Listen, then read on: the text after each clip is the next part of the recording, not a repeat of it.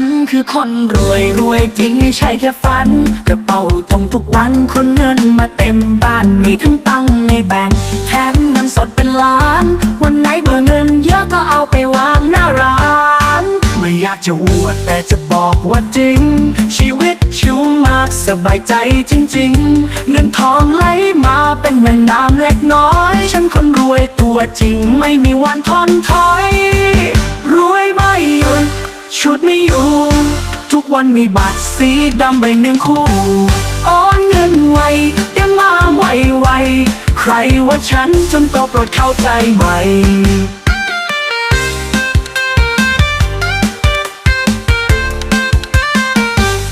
อะไรแพงสั่งแบบไม่ต้องคิดตื่นมาทุกเช้าก็เจอเงินอีกนิดไม่ต้องทำงานวันนั่งชิวเพราะเงินในบัญชีมันเยอะซะจนล้นจอบ้านใหญ่โตรถหรูหรา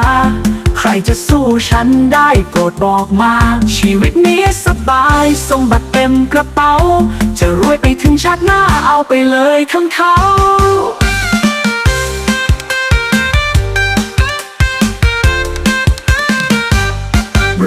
ไม่หยุดชุดไม่อยู่ทุกวันมีบัตรสีดำใบหนึ่งคู่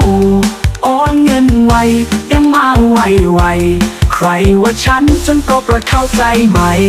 อะไรแพงสั่งแบบไม่ต้องคิดตื่นมาทุกเช้าก็เจอเงินอีกนิด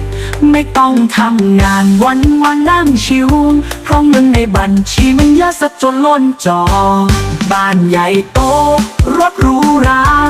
ใครจะสู้ฉันได้โปรดบอกมาชีวิตนี้สบายสมบัติเต็มกระเป๋าจะรวยไปถึงชาติหน้าเอาไปเลยทั้งเขารวยไปรวยแสนจะเพลินใครอยากรวยเหมือนฉันขอให้โชคดีนะเพลินแค่จำไว้อย่างเดียวที่สำคัญมากไปรวยได้รวยไปขอแค่ใจสบายไม่อยากจะอวดแต่จะบอกว่าจริง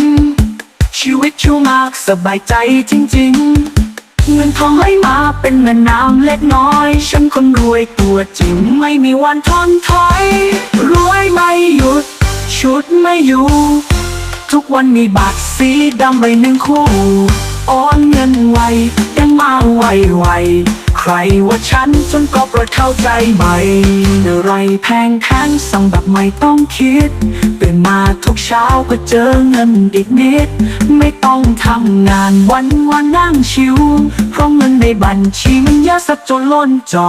บ้านใหญ่โตรถหรูหราใครจะสู้ฉันได้โปรดบอกมาชีวิตนี้สบายสมบัติเต็มกระเป๋าจะรวยไปถึงชาติหน้าเอาไปเลยทั้งเขารวยไม่หยุดชุดไม่อยู่